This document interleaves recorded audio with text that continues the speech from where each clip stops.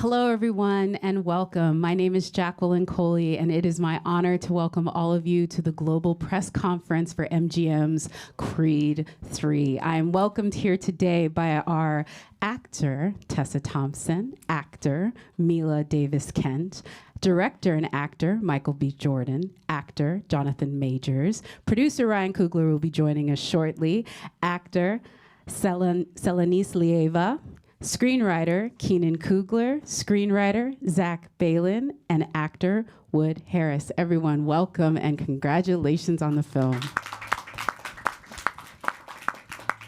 Mr. Michael B. Jordan, sir, I would like to begin with you because we've already seen the initial reviews. We've already had the premiere in London. We have already had, people are already talking about it online. But for you, before all of this happened, there had to be a moment where producer, friend, Ryan Coogler turned to you and said, hey, do you want to direct this? And I just wanted to know after that, what were the conversations you had with him or any of the other great directors that you worked with that helped you sort of get ready for this moment? To be clear, it was never a moment like that. There wasn't? No, there wasn't. But he definitely had a lot to do with it. I think he told me that I could direct. I think there was a moment where I was in awe of what he was doing. Seeing a black man my age, somebody I knew well, or getting to know at that time, command a set, on Fruitvale Station, and what was possible. I think for me, him telling me like, Mike, you can do this too. It was kind of where that first kind of seed got planted in my head of like, okay, maybe I could direct one day. I didn't know what it was going to be. I didn't know what movie it was gonna I was gonna step behind the camera on. But as we did Creed, and we did Creed 2 came along, and Steven jumped into the director's chair and had that experience. And as we kind of grew, the third one just seemed like it was the perfect time for me to step behind the camera, and from internally with myself, Erwin Winkler being another one as well, a manager, and just talk to some people that I really respect the opinion, and Ryan definitely was one of them. It was like, all right, cool, this is like the perfect opportunity to step behind the camera. And I think preparing to shoot this movie, Ryan had a lot of thoughts. He was a great sounding board for me. So was Jon Favreau and Bradley Cooper and Denzel Washington. Those are some people that I tapped into to kind of get their opinions and thoughts. And the man himself. Yeah, the man himself, Ryan producer Coogler. Ryan Coogler. Yes, sir.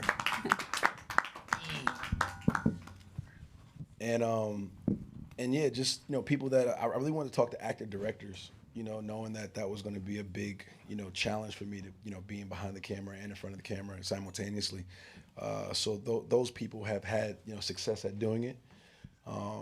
Sometimes their first project being that as well.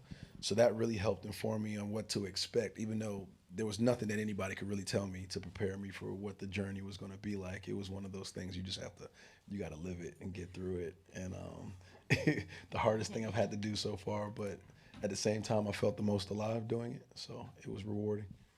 Well, so what I'm hearing is we're going to see this again, another directed by Michael B. Jordan. This is already like tapped that sort of bug, as it were. I think so. I think so. I can say that, yeah, for sure. I like that. That's a good bug to tap again. Everybody's already talking about it. Also, if you're going to do this type of thing, it's almost like going into a battle. Of course, you would want to have one of, somebody that you've been to battle in before alongside. And obviously, I think in our interview recently, Tessa mentioned you guys were not kids, but you were kids when you first started this, and you've moved further. I would just ask you, Tessa, you're in the unique position where you've now been directed by each of these different directors with Bianca. But with this one, what do you think about the colors that you guys brought to her in this chapter? Is a different look from her where she is in her career, their relationship? What would you say, Michael's direction? How did you guys approach it differently than even what you did with Steven or Ryan?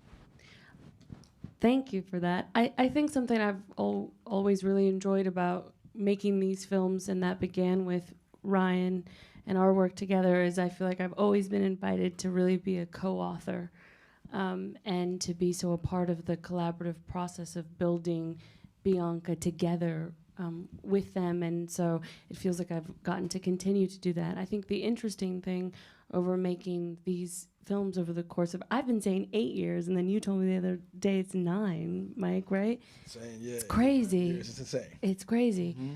I think the thing that I have finding so fascinating is the ways in which our growth, our personal growth as people, gets to be communicated inside of the characters in a way, and that is a very unique thing. I mean, we're separate in a way, but I think some of the things that our characters are contending with, and some of the things that Mike and I are contending with personally, we get to explore in the context of these films. And I think that's something that is really a gift. I think you're always hoping to get to make films and to be working on something that is also tasking you to ask questions of yourself. And I think in terms of some of the things that we're unpacking in this, which has to do with like, what does it look like to have successful partnership inside of your dreams? That's definitely a question we ask ourselves. The two of us, we get to ask inside of the context of making these films, like what does your personhood look like when it's not entirely tethered to what you do in the world or what you make or your success? What is success? Like those really central human questions that I think we're in a point in our lives where we're really asking. We get to also put inside of this script, or what does it look like to unpack masculinity? What does friendship look like? What does Black brotherhood look like? Inside of spaces that typically are competitive. I think all of those themes are really things that we get to tease out in developing these films, and I feel very lucky to get to work on something where there's an opportunity to do that. And we're really lucky we get to watch it. Like, I'm not gonna lie, just listening to you talk about just the idea of being able to have a relationship on screen in chapters like that, it's just really blessed. And like, again, with Black characters, we don't really get that very often. So it's amazing. As awesome as they are in their love affair, here comes Diamond Dame, you know, just wreaking havoc both in all, you know, it's like we're over here in Love Jones and here you come just like as a sledgehammer to that happiness. But what a beautiful way to go, Mr. Jonathan Majors. I do have to ask you though, because I know this was a collaboration again, I think for everyone involved, but I know that when you came into this, it was a conversation with you, you know, his name changed, so much of the character changed. What was one of the things that was very central to the character though that you wanted to make sure stayed in all of these different iterations as you guys shaped it? What was a part of that initial part of the script that you really sort of found him in, that you wanted to make sure as y'all shaped it stayed there? Wicked. Yeah, I think the most ancient quality that was, you know, put in, you know, by the homies was this aspiration for freedom. And not just physical freedom, but mental freedom. And that's what that never changed. That never shifted. That was the thing that I went, okay, that makes sense to me. They baked it in. Mike saw it. We went after it, you know. It's something that, it's the most universal quality in the piece. Second to that is brotherhood, I think. And that brotherhood, becomes paramount because that's connected between our hero and me. So those two elements. And the changing of the name is all about implication. The idea that, for those of you who don't know, what was Brandon, let's ask the homie, what was Brandon's last name at first? We gave him like a generic one. Generic name. Yeah. So his name was Brandon, and then Mike came and said, oh, well, Dame, okay, Dame, all right, let's roll, Damien. And then whatever that generic last name was, it was up in the air to be changed potentially. And I said, well, how about Anderson? And Anderson is my maternal last name. It's my mother's last name. And that had to do with implication. You know, I can't tell you, one of the highlights of the experience was when Mike said yes to that. And then when I walked in, you know, the day of fighting, and yeah, we've done all our prep, and but still, you know, I'm in a Rocky movie, I'm in a Creed movie, I'm about to fight Michael B. Jordan. It's on, you know what I mean? You're a little nervous. There's a little something going on, but you look out there and you see, you know, Adonis, and you see Anderson, and that type of implication, that type of like, oh, we're here now. This is me. This is us. You know, that was a huge gift from my director, and just kept the process more emboldened. Yeah. Yeah, that's again, those little touches really just make the film that more richer when you watch just how much you destroy him throughout it. We do have an audience here today, and so I want to turn it to all of you if you have any questions. It makes it just much better. Yes, we're gonna. There's a microphone though, so we're just gonna wait 1 second for the microphone to get to her in this front row. Yes, thank you. Go ahead and say your name, outlet. Thank you. Hi, Nikki Fowler, Glitter Magazine. My question's for Tessa. Loved your portrayal in this film. How did you balance the strength and the delicateness of your character? Oh, that's such an interesting question. I actually was really interested in this time around getting to see a softening from her. I think something that's always been interesting, and I remember Ryan and I would have conversations on the first one, was like chipping away at this exterior that was outwardly very, very tough and guarded in a way. And I think over the course of the films we've seen that soften. I think motherhood is something that has softened her tremendously. But I felt very grateful because there was an idea that I had to Mike, of him saying to Bianca, that your emotions, for example, come so easy to you, and this idea of her actually being like, no, it's actually challenging. This is challenging for me. It's not easy for me. And I think so often there is this idea, particularly of Black womanhood, that has to do with strength, that we are the pillars of our community, that we are the backbones of our family, that we lift our men up. And that's beautiful. And that is very often true. And also it is not hard-earned, and it's not easy. And I really wanted her to have the opportunity to say that. And I felt very grateful that Mike felt open to it. And, I was like, can I try this? And that it gets to exist in the film, because for me, I feel like that is, it feels like an honest portrayal of her that she gets to also unravel some. Thank you. Yeah. Great question. I'm going to go right here. Yes. Yes. There's a microphone right behind you. Hello, everybody. My question is for Michael Jordan. Visually, great job, by the way. I'm still floored by the visuals, especially the visuals of the movie. Like the shot of the movie is when before Dame's fight, you just talked to him. You're on the left side, outside of his locker room. He's on the right side, and the lighting, the framing, the colors. Okay, we got to get to a question, sweetie. I appreciate it. Sorry, Keep going. I know he's like, I'm not that I don't want you to get a big head. I do, but we also have a time thing here. I'll come talk to him afterwards. I like that scene too, man. Yeah, I want to hear more. Sorry. How can you tell us a little bit how important it was to be able to bring all these visuals to the story and create your own kind of flavor with the visuals in the movie? Yeah, first of all, thank you, man. Appreciate that. It was I think something the first time, directing, or, you're in your head thinking about, all right, what's your style going to be? You overthink yourself, going into it, trying to create your own visual language. And, say I'm following Ryan and Steven. Oh, man, I got to do this, I got to do that. I think there's a little bit of that you spin in your head a little bit. And I think something that you start to realize is that it's just showing up and being honest every day, and then slowly your style will start to shape itself. I can't even tell you what it is right now, but at the movie's done and finished with, I think that is a representation of just my truth. Things that compiles of things that I watch, things that I like to look at, things that moves me in an emotional way, in a visual way, and I start to put it together. With Kramer Morgenthau, my DP, who it's our third film that we've worked together. We have a shorthand.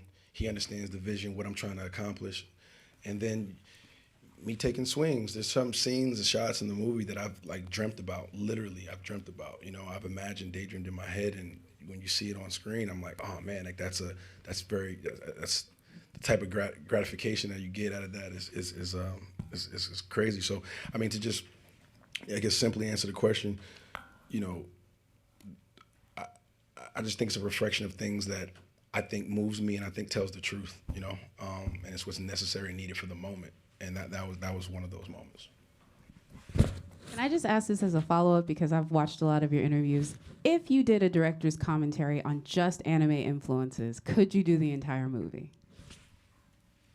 About 70% of it. 70% of it. As I literally am not even that big of an anime head, and I was like, Crunchyroll needs to pay for director commentary track at some point. Even not intentionally, like this, I could find the correlation between the two for sure. The story, bro. Yeah, it's amazing. The visuals are amazing, though.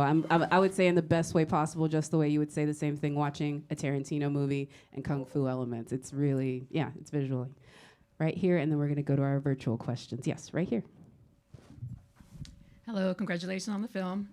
First of all, thank you for putting a Mexican-American finally in a boxing movie. There's so many greats that we've never seen. And secondly, this film is so tight as far as visually, there's no downtime. I actually forgot to go to the bathroom because I had to go, but I didn't have time. I was waiting for downtime, but this movie's just really, really tight. How did you guys work to get it just so, I mean, it just flows, and like I said, there's no downtime. So to kind of just relax, it's just like go, go, go. Is this for Michael? Michael and Ryan, how'd you work with the editors? Yeah. I'm still learning how to answer these questions. I think, you know, you write one movie, you shoot one movie, and you edit one movie, you know? I think the movie starts to tell you what it needs. And that's something I've learned, you know, on this process. You know, there's scenes that are on the editing room floor that I mean, had to be ripped from my fingers. But at the end of the day, does, you know, when you're worried about runtime and, you know, pace, and you're listening to, you know, test screenings and, you know, cars and how people feel about certain things that are, you know, it starts to take a life of its own, and you have to give it what it needs in order to be the best version of it. So I think, you know, and then, you know, sometimes I hit Ryan in the middle of the night. Hey, man, you know, what about this? I mean, are you sure? Do I not need it? Do I not need it? Okay, you sure? Okay, you know, and getting that reassurance to somebody who's been through that process before. You know, writing his baby, you know, making his baby, and then having to, you know, kill his darlings in certain areas is not an easy thing. So like getting that emotional support was extremely helpful. And getting a closer, unbiased eye, you know what I'm saying? That's not too close to it, you know, was extremely helpful. And then, yeah, you know, the visuals are just, it's just a reflection of things that I love and I like to see. And I was curious that if other people might be able, if they saw them, would they feel the same way? And hearing you guys' response and reaction is validating that. I'm just so grateful you didn't go to the bathroom during any of our emotional scenes. Thank you. Appreciate I'm impressed. That. Thank you. No. Ryan, real quick before I go to these virtual, is there anything you wanted to add to that? There's been a lot of talk about towards the stuff that you did before you came in. Is there anything you wanted to add as far as like what conversations you guys had during the post-production process? Not particularly. I mean, it was just great to to watch Mike work, and it's super rewarding to be to support filmmakers. You know, it gives you a different type of creative fulfillment. You know, and I love it. So I was always happy to get the text messages or to come by, and we had a great editorial team. Performances were great, script was great. You know, I was just really, it was very satisfying experience to be involved and to help him realize his vision.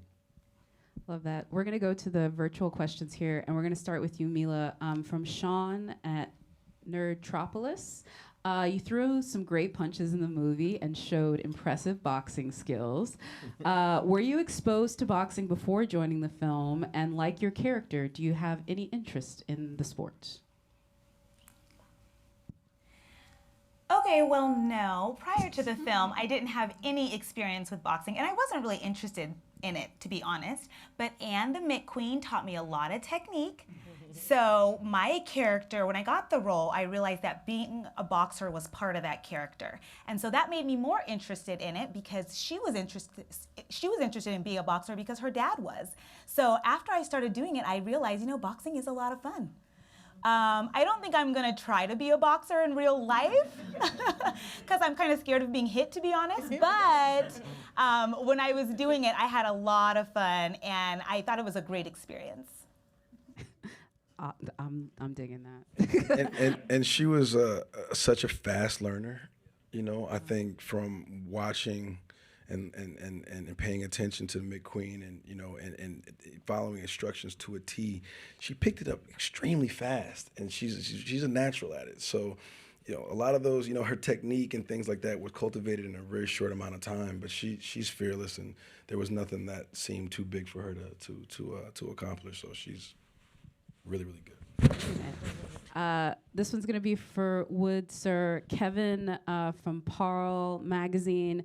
Duke seems to know exactly how this story is going to play out before it does. Again, we should have listened to Duke. This is true. Why do you think he doesn't see a chance for redemption? Yeah, why did Duke know everything? Why didn't he see the redemption for Dame? It's the gray hairs, you know. Wisdom. Just being close with a person and having a perception on the person, I believe, that would give you some insight on the future of what you believe may happen, and then when that happens, you get to be like, I told you so, or not. Yeah. But yeah. Experience. No, that's true. And also in the previous Rocky films, like Duke, he was the same way. He always knew. That's true. Selenice, this is from Ava Coleman from Texas Metro News. Your character, Laura Chavez, is a boss. Facts. And how her character resembles how you take charge in your own life. Does her character resemble how you take charge in your own life? Sorry, I'm going blind. Oh, yeah, no, absolutely.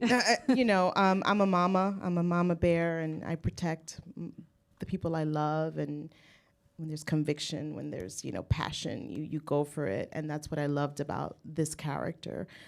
She was written so well, and thank you guys.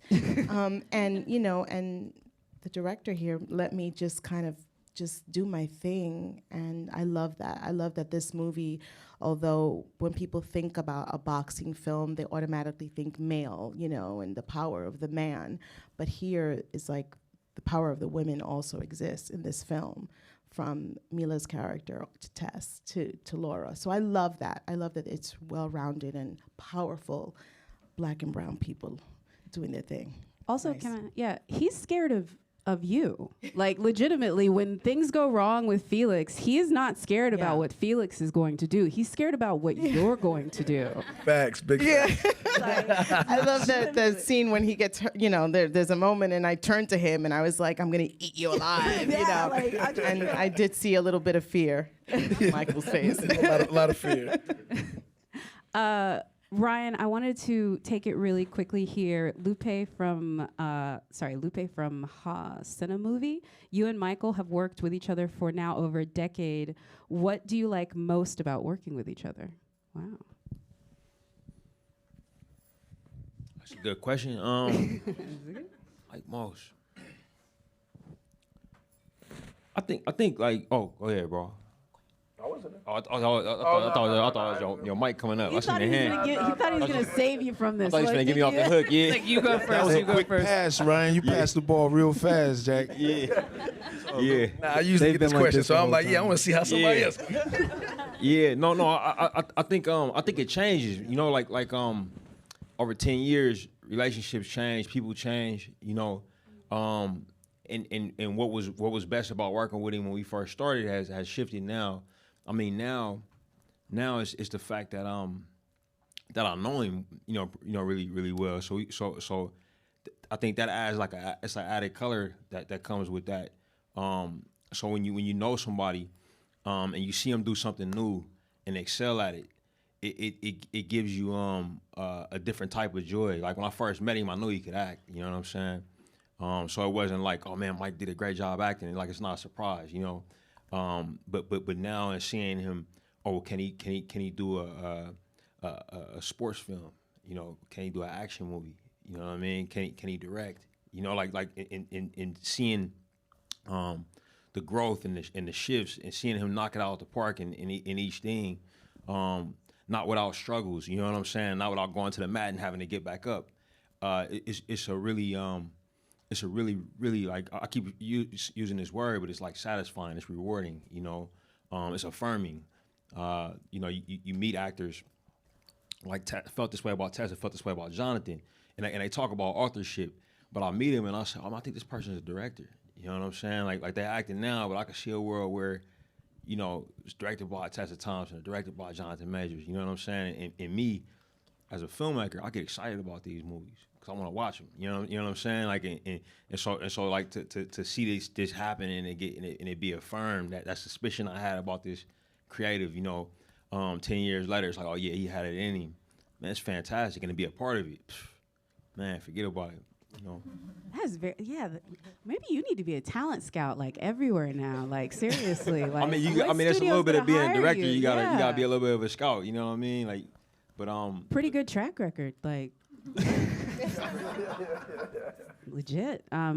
Zach and Keenan, this one's for you. I don't have a person that this is from, but I want to make sure that I ask you guys what. I wish I could tell you. What was the inspiration for this story, and how did you tackle this chapter of Adonis' story? Zach, I'll start with you. Inspiration. I mean, it was a very collaborative scriptwriting process, and I think the inspiration came from a lot of places. You know, it came from talking to Michael about what the next chapter of Adonis' life that he wanted to explore, and Bianca, and it came from from talking to Ryan about what was happening in all of our lives that we thought we could get out and really put into this movie. And then Keenan and I had this pretty amazing collaboration where we got to really just talk about what we thought was possible in a movie like this, and how we could make it personal for everyone involved. And I think that getting to work, there are not that many like franchises or films of this caliber where you get to work with these kind of actors and actually like make a movie that's about something. And that, for me, that was the most exciting part, was that like, oh yes, like all the exciting elements of the boxing and the inspirational story was going to be there, but also like these characters are so deep and dynamic, and we really got to explore a lot of things that was like, it's pretty rare in a movie of this scale, I think. I want to tweak yours. That's why I wanted Zach to go first, because you saw Ryan go through the first Creed. You probably were maybe texting him a day when he was writing it, before it was even going to be a reality, before they'd even pitched it. How did it feel to then sort of transfer that? Because you were probably one of the first people that knew that he was writing a Creed script before, and now you're writing the third installment of it. I used to make fun of him because I thought he was making the whole thing up. Because we shared a room at the time at my parents' house, and sorry, buddy. We shared a room at my parents' house, and he was working on the script literally from the idea in his head, and he would talk about it, and then he would go out and have these telephone conversations with Sylvester Stallone. And he would talk on the phone, and he would go down the street, and you would just see him pacing up and down the street talking. And I thought he was making the entire thing up, because no fucking way, excuse my language, but no way would a Stallone even answer that phone call, right? And then I worked on the movie. So if you watch Creed 1, I'm literally underneath the ring in pretty much all the shots. So Ryan had to set up a little village that would be underneath the ring so that we wouldn't have to sprint off camera every take. And that was me. I was underneath there watching these guys create this character. But the funnest part, honestly, has been watching the character of Adonis change hands. But the entire time he is... everybody who sort of had, and to Jonathan's point, implicated themselves in this character, they're growing up with him in real time. And it's really interesting because I've been working with these two for, over 10 years now, and we've all sort of grown up with this character. So the scenes get super emotional because everybody's implicated in them. When Adonis is struggling, it's hard not to imagine where that came from, and I really love that this character has always been equal parts Mike and Ryan.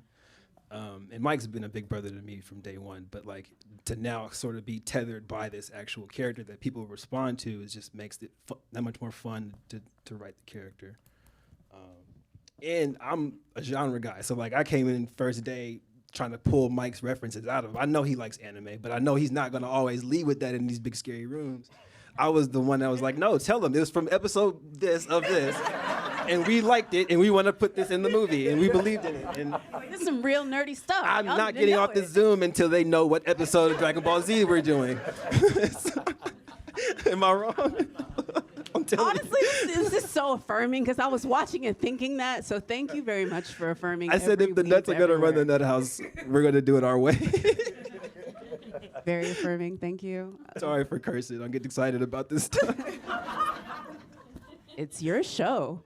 You wrote it. We're going to go back to the virtual question. This is too much fun. I'm doing a bad job. I'm sorry. Tessa, this one's for you. Throughout the trilogy, Bianca plays a huge part of Adonis' successful career with her nonstop support, push, and love. How important is it to continue the showcase that having the right partner can help you achieve your goals, no matter how impossible they may seem?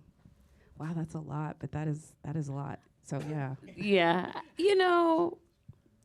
I think the truth is those partnerships can come in any form. With Adonis and Bianca, it happens to come in the form of romantic love.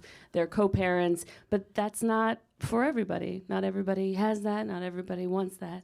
I think the thing that I love about these films so much, and particularly in the first one, you really get to see Rocky and Adonis and Bianca make a little chosen family, and that is the reality for a lot of folks. And so I think what I love about these films is they're about relationships, the relationship between mentor and mentee, the relationship between father and son, whether chosen or blood, the relationship between parents, the relationship between, folks that have history that can stand to learn from each other and unpack their trauma. So I love that I get to exist in this with Mike, and that we get to push each other and love each other in the context of these films and individually as friends.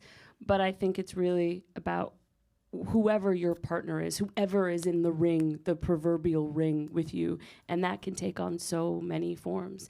And sometimes it's just you in the ring alone. And that's okay too. Like sometimes it's going to be that. And that's what I love about these films. Love that. Man, that's so good. And then there's a shot in the movie where it's just them in the ring alone. Wow, that's amazing parallels. Thank you very much. Keenan wrote that for me. I mean, seriously.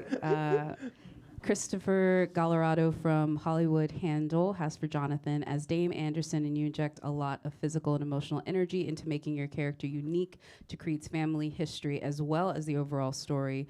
Were there any aspirations or inspirations you had for the character once you were solidified for the film? So I guess, did you have anybody that you were pulling from to shape the character? Yeah. Do you want to talk about them? Yeah. In a nutshell. First and foremost, I was my stepfather. That idea of freedom that I spoke about earlier. My stepdad was locked up 15 years before he got with my mom and then raised me up. The ankle monitor situation, the PO, there's a box at the house. Like I was the kid that was like trying to make sure Dad got home on time, before the parole officer got to the crib, and I watched it. I watched that happen. My stepdad also, Joe, I'm gonna say his name. He tried out for the Dallas Cowboys. I'm from Dallas. It made it to almost made it to the Cowboys. He was in the second round, right? I watched that aspiration. I watched that hustle. I watched that dream that he had. There's a big part about that big hard shell, with that young boy in it that had the aspirations to be more, to be free. So that's a big part of it. Probably 50. But not a big part, just half. And then we had the brother, Ryan's best friend, D-Lo, who was essentially my just touchstone. He actually had experienced very much the life that Dame had experienced. I got pictures of D-Lo standing, you know what I mean, and how he stood. There's a certain decorum to the lifestyle that D-Lo just still had, walked with it, talked with it. And I could check in with him at the time of the day, and every time we saw each other, it was we was talking that shit. You know, it was like, yeah, I was like, boom, we was in. And then Paramount, I think, as far as inspiration, yeah, I watched all the Rocky films, did all that, but it was very clear to me that the only thing that was really important was who Adonis was in this third installment, and how to antagonize this character, how to help this character continue his hero's journey. And so I studied Adonis, and I studied Mike, and I saw everything I saw his values, and us being brothers, you know, being close friends, how our values had to be similar, and how we went after it had to be different. And so that is a lot of the film is all relational for Dame. Dame lives and dies on his relationship with Adonis Creed. Everything else is set decoration. You know, it's all about him. And so that was the most fertile, I think, inspiration, and that I met every day. You know, that I got to meet every day. Yeah. Thank you. Can I just say that Jonathan, when I was on set, watching him in particular, there were moments where you want to hate him, and as Lauda, I had to go there, but me, the actress, was like, wow, I wanted to hug him. I did. There was a heartbreaking moments where I would just look at him and I was like, I just want to hug him. So kudos to the person that could be that powerful and that menacing, but at the same time, break your heart. I needed to say that. No, it's very true. Yeah, I want to give you props while I can too, brother. Like, nah, I'm gonna tell a quick story just to show how much fun I had doing this with you, bro. But it was a tense morning, and he came up to me after, I think it was like a lunch break or something. I was like, "How you feeling in there, man? How you know, trying to keep the spirits up?" I was like, "You feel like you got the green light in there?" He looked me dead in my eyes and said, "I'm running lights."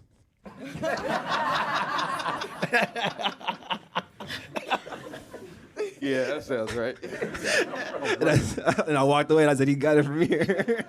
I mean, if that is not the most Dame sentence out there, though, that is in the character, man. Facts. Okay, last question for you, Michael, sir. Lena Licaro from the LA Weekly asked, this is a true LA story. What is the significance of Los Angeles as a backdrop for the film in terms of how growing up in the city has shaped Adonis and Dame as people, but also in terms of where they end up, where they live, where they train, and ultimately where they fight the fight of their lives? Okay, there's a lot in that. I think first and foremost, from a franchise perspective, you know, you've seen Adonis start in L.A. and then end up in Philly, you know, in search of this, you know, of this teacher, of this mentor, you know, that's going to help him achieve the things that he needs to achieve in Rocky and Philadelphia. And, you know, having the second film be mostly in Philly, you know, and then, you know, a little bit in Los Angeles, and then we end up in Russia. We never really had a chance to really establish Adonis's home. You know, what's his home base, what really shaped him. And since we were kind of treating this like an origin story, you know, and a sequel and a trilogy all kind of in one, we thought it was like important to make LA a character, you know, a homecoming of sorts. And then you break it down further of like, okay, cool, you know, what childhood trauma did they share? You know, who was his first protector? You know, who was his first, you know, product? We're products of our environments. So we leaned into the reality of those environments. You know, be from Crenshaw. You know, Adonis. You know, kind of Baldwin Hills-ish. You know, Beverly Bel Air-ish. You know, in that type of area that you know that. Where black families lived and thrived, you know, that had money. Where would Apollo Creed be at, you know? We talked through those things.